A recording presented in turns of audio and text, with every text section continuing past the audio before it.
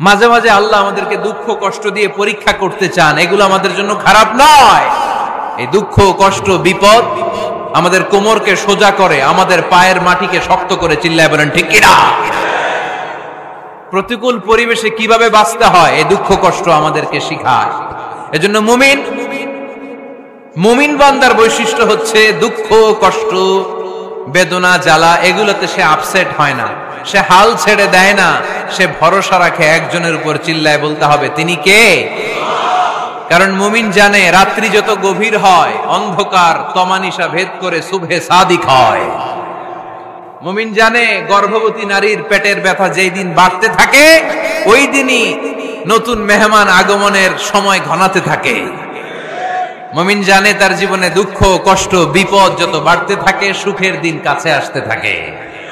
এজন্য মুমিনের হারাবার কিছু নেই। ফা ইন্না মাআল উসরি ইউসরা, ইন্না মাআল উসরি ইউসরা। নবী হে, কষ্টের পরেই আছে আনন্দ, দুঃখের পরেই আছে সুখ। আপনি সমস্যায় পড়েছেন, ওই সমস্যার সমাধানও আছে না নাই? এই পৃথিবীতে এমন কোন সমস্যা আছে যেটা সমাধান নাই? কথা বলেন। সমস্যা তৈরি করেছে কে? আবার সমাধানও দিয়েছে কে? আল্লাহ doesn't create a lock without its key. আল্লাহ কখনো চাবি না বানাইয়া ওইটার তালা বানায় নাই। কথা কন। তালাও যেহেতু আছে ওই তালার চাবিও বানিয়েছে কে? মা আনজালাল্লাহু দাআন ইল্লা আনজালাল্লাহু লাহু শিফা। আল্লাহ দুনিয়ায় এমন কোন রোগ পাঠায় নাই যেই রোগের ঔষধ বানায় নাই, এমন কোন রোগ নাজিল করে নাই যেই রোগের কোন চিকিৎসা বানায় নাই, হয়তো সেটা আবিষ্কার হয় নাই। অনেকে ক্যান্সারের কথা বলতে পারেন যে হুজুর ক্যান্সার এমন রোগ, এই ক্যান্সার তার নাই কোনো অ্যানসার, কিন্তু বিজ্ঞানীরা বলতেছে এটারও অ্যানসার আবিষ্কৃত হচ্ছে। সুবহানাল্লাহ কইবেন না? কিছু কিছু ক্ষেত্রে হয়েও গিয়েছে। এজন্য দুঃখের পরেই আছে সুখ, কষ্টের পরেই আছে আনন্দ। এই দুনিয়াটাই এরকম, কষ্টের পরই আনন্দ। দেখবেন তারাবির নামাজ 20 রাকাত পড়তে কষ্ট লাগে না? কোমরে ব্যথা, হাঁটুতে ব্যথা, কিন্তু 20টা রাকাত যখন শেষ করে মসজিদ থেকে বের হই একটা আনন্দ আছে না নাই? কষ্ট করে পরীক্ষার জন্য প্রিপারেশন নিলেন আপনি কয়েক মাস, কিন্তু ফলাফল যখন ভালো হয় তখন একটা আনন্দ আছে না নাই? সারাদিন রোজা রাখলেন রমজানে, কি কষ্ট, তৃষ্ণায় গলা ফেটে যায়, কিন্তু ইফতারির সময় যখন রুহাবজা শরবতটা খাই কেমন লাগে? একটা আনন্দ আছে না নাই? এজন্য আল্লাহ বললেন ফাইন্না মাআল উসরি ইউসরান, ইন্না মাআল উসরি ইউসরা। ও নবী, কষ্টের দিন মক্কায় অল্প কিছু দিন, মদিনাতে আনন্দের দিন অপেক্ষা করছে।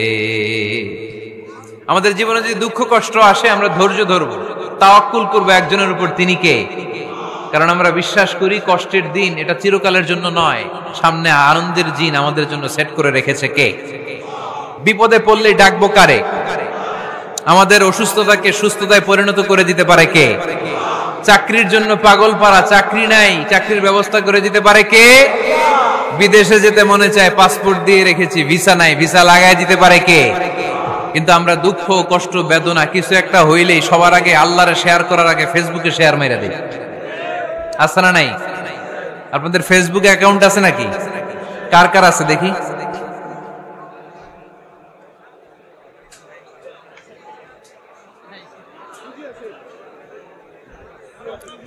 আছে আছে। এটার জন্য আমরা ভালো কাজে লাগাই, ঠিক কিনা? আপনি চাইলেই এমন ভাবে ফেসবুক ফ্রেন্ড লিস্ট করতে পারেন যারা ভালো ভালো জিনিস শেয়ার করে, যারা মোটিভেশনাল জিনিস শেয়ার করে, ইসলামের পক্ষে কথা বলে। আপনার এক একটা শেয়ারে অনেকের জীবন বেঁচে যেতে পারে, ঠিক কিনা? একজন মুমূর্ষু রোগীকে বাঁচাতে রক্তের প্রয়োজন, রক্তের গ্রুপ এ পজিটিভ। যারা রক্ত দান করতে আগ্রহী তারা এই নাম্বারে যোগাযোগ করুন। ফেসবুকে মাঝে মাঝে এরকম নিউজ আছে না নাই? আপনি just you put down in share, শেয়ারের মধ্যে একটা পুট করে দিলেন, একটু শেয়ার মেরে দিলেন, ছড়িয়ে পড়লো হাজার হাজার ফেসবুক ফ্রেন্ডদের কাছে। তাদের অনেকে ব্লাড দিতে আগ্রহী, সে তাড়াতাড়ি যেয়ে সেখানে ব্লাড ডোনেট করে আসলো। আপনার একটা শেয়ারের কারণে বেঁচে গেল অনেকগুলো প্রাণ। চিল্লা এখন ঠিক কিনা? রক্তদানের মতো শ্রেষ্ঠ ইবাদত হতে পারে? আমরা মনে করি শুধু জিকিরি ইবাদত, আমরা মনে করি শুধু নামাজি ইবাদত। রক্তদান, এক ব্যাগ রক্ত থেকে অনেক মানুষকে বাঁচানো যায়। এর মধ্যে আছে হিমোগ্লোবিন, এর মধ্যে আছে প্লাটিলেট, আছে প্লাজমা, রক্তে একটা উপাদান আছে প্লাজমা, নাম শুনছেন? আগুনে পোড়া রোগীকে বাঁচাতে এই প্লাজমা লাগে। হসপিটালের বার্ন ইউনিটে যেয়ে দেখবেন মানুষ কিভাবে চিল্লায়। নুসরাত নামে একটা মেয়ে মারা গেল না, এক বদমাইশের কবলে পড়ে মারা গেল না? তাকে আগুন জ্বালিয়ে দেওয়া হয়েছিল তার গায়ে, তার প্লাজমা গুলো জ্বলে গিয়েছিল। আগুনে পোড়া রোগীর যে কি কষ্ট, একটু দেখার জন্য হসপিটালের বার্ন ইউনিটে যাবেন, দেখবেন যে কি কষ্টে আছে তারা। এই প্লাজমা গুলোকে অনেক সেন্টিগ্রেড তাপমাত্রা নামিয়ে ঠান্ডা করে দেহে পুশ করা হয়। আপনার এক ব্যাগ রক্ত থেকে প্লাজমা আলাদা করা হবে, প্লেটলেটস আলাদা করা হবে, হিমোগ্লোবিন আলাদা করা হবে, শ্বেতকণিকা, লোহিত কণিকা আলাদা করে অনেকগুলো মানুষ বেঁচে যাবে। এজন্য ফেসবুক থাকাটা দোষের কিছু না, তবে ভালো কাজে আমরা ব্যবহার করব, ঠিক কিনা? আপনার ফেসবুক শেয়ারিং আপনার জান্নাতি বানাতে পারে, আর আপনার ফেসবুক শেয়ারিং আপনার জাহান্নামের লাকড়ি বানাতে পারে। চিল্লায় বলেন ঠিক কিনা? So the decision is yours. সিদ্ধান্ত আপনাকে নিতে হবে, আপনি কিভাবে করবেন। যে কোনো বিপদে ওয়া ইলা রাব্বিকা ফারগাব, কোন দিকে মনোনিবেশ না করে কার দিকে মনোনিবেশ করব? যে কোনো বিপদ আপদ ফেসবুকে শেয়ার করার আগে শেয়ার করব কার কাছে? আমাদের যার যা লাগে আল্লাহ সবও যদি দিয়ে দেয়, আল্লাহর ধনভাণ্ডারের 1 ইঞ্চিও কমবে? হাদিসে কুদসিতে আল্লাহ বললেন, লাউ আন্না আউওয়ালাকুম ওয়া আখিরাকুম ওয়া ইনসাকুম ওয়া জিন্নাকুম, পৃথিবীর সব জিন, পৃথিবীর সব মানুষ বিশাল মরুভূমিতে দাঁড়িয়ে যদি আমার কাছে চাইতে শুরু করে, আল্লাহ এটা দাও, ওটা দাও, ওটা দাও, আমি আল্লাহ তোমাদের সব চাহিদাও যদি মিটিয়ে দেই, আমি আল্লাহর ধনভাণ্ডারের 1 ইঞ্চিও কমবে না। এজন্য চাইবো কার কাছে? বিপদে আপদে ভরসা করব কার কাছে? আর অবসরগুলোকে কাজে লাগানোর দরকার আছে না নাই? স্বাবলম্বী হওয়ার চেষ্টা করার দরকার আছে না নাই? ফা ইন্নামা আল উসরি ইউসরা, ইন্নামা আল উসরি ইউসরা। নবী হে, কষ্টের পরেই আছে সুখ, দুঃখের পরেই আছে আনন্দ। সব সময় মানুষের সময় একরকম কাটে না। এজন্য আমরা তাওয়াক্কুল করতে চাই একজনের উপর, তিনি কে? বিশ্বনবী বলেন, লিকুল্লি নবিয়্যিন দাওয়া মুস্তাজাবা। এ দুনিয়াতে সব নবীদের একটা করে মুস্তাজাবুদ দাওয়া আছে। আল্লাহ বলেছে, ও নবী, একটা করে স্পেশাল দোয়া করার সুযোগ পাবা, দোয়াটা করা মাত্রই কবুল করে নেব। বিশ্বনবী বললেন, এই পৃথিবীর বুকে যত নবী রাসূল দুনিয়ায় এসেছে, সব নবীরা তাদের স্পেশাল দোয়া দুনিয়ায় করে ফেলেছে, ইল্লা আনা, কিন্তু আমি করি নাই। বিশ্বনবী বললেন, ওয়া ইন্নী আখতাবিউ দাওয়াতি শাফাআতান লিউম্মতি ইয়াউমাল কিয়ামাহ। আমি আমার স্পেশাল দোয়াটা করি নাই, আমার স্পেশাল দোয়াটা আমি আমার গুনাহগার উম্মতকে বাঁচানোর জন্য কিয়ামত পর্যন্ত রেখে দিয়েছি। আমরা যেদিন বিপদে পড়ে যাব, যেদিন আমার আব্বা আমারে চিনবে না, আমি আমার আব্বারে চিনব না, নেতা তার কর্মীরে চিনবে না, কর্মী নেতারে চিনবে না, ঠিক কি না? পীর সাহেব মুরিদরে চিনবে না, মুরিদ পীর সাহেবরে চিনবে না, স্বামী তার স্ত্রীরে চিনবে না, স্ত্রী তার স্বামীরে চিনবে না। নবী থেকে শুরু করে, ওলি থেকে শুরু করে, শহীদ থেকে শুরু করে সবার মুখে একটাই জিকির, ইয়া নাফসি ইয়া নাফসি ইয়া নাফসি। আকাশের সূর্যটা যেদিন মাথার কাছে চলে আসবে, জমিনটা তামার জমিন হয়ে যাবে, সূর্যের তাপে মাথার মগজগুলো ভাতের মাড়ের মতো গলে গলে নাকের ছিদ্র কানের ছিদ্র দিয়ে টপ টপ করে বেয়ে বেয়ে নিচে পড়বে। ওই কঠিন দিনে কেউ কাউরে চিনবে না। বিষ্ণু বললেন, ওই দোয়াটা আমি দুনিয়ায় করি নাই, আমি বদরের যুদ্ধে মার খেয়েছি, উহুদের যুদ্ধে দাঁত ভেঙেছি, আমি না খেয়ে পেটে পাথর বেঁধেছি। আমি যদি ওই দিন দোয়া করতাম, আল্লাহ দোয়া কবুল করে নিত, জান্নাতি খাবার দিয়ে দিত, আমার মায়ের খাওয়া লাগতো না, তায়েফে আমার রক্ত ঝরতো না, দোয়া করলেই কবুল। কিন্তু ওই দোয়াটা আমি দুনিয়ায় করি নাই, ওই দোয়াটা আমার জন্য, আপনার জন্য, আমাদের জন্য বিশ্বনবী জমা রেখে দিয়েছে।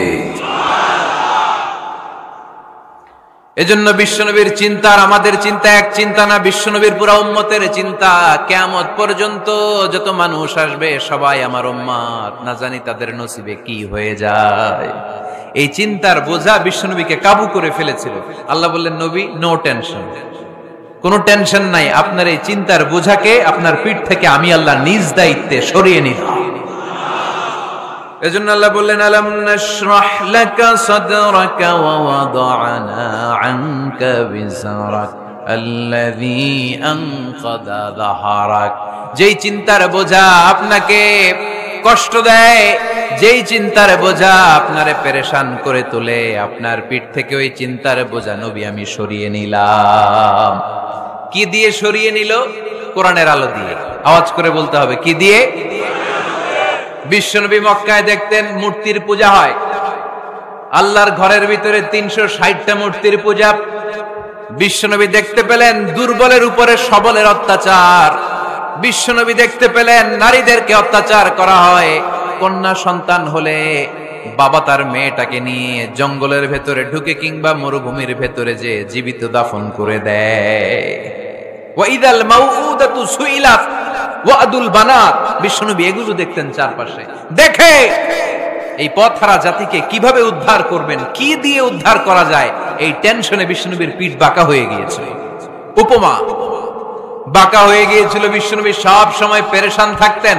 আল্লাহ বললেন, নবী টেনশনের দরকার নাই, হেরা গুহায় এমন একটা নূরের আলো দিয়ে আমি আপনারে আলোকিত করব, যার মাধ্যমে সব পেরেশানি দূর হয়ে যাবে।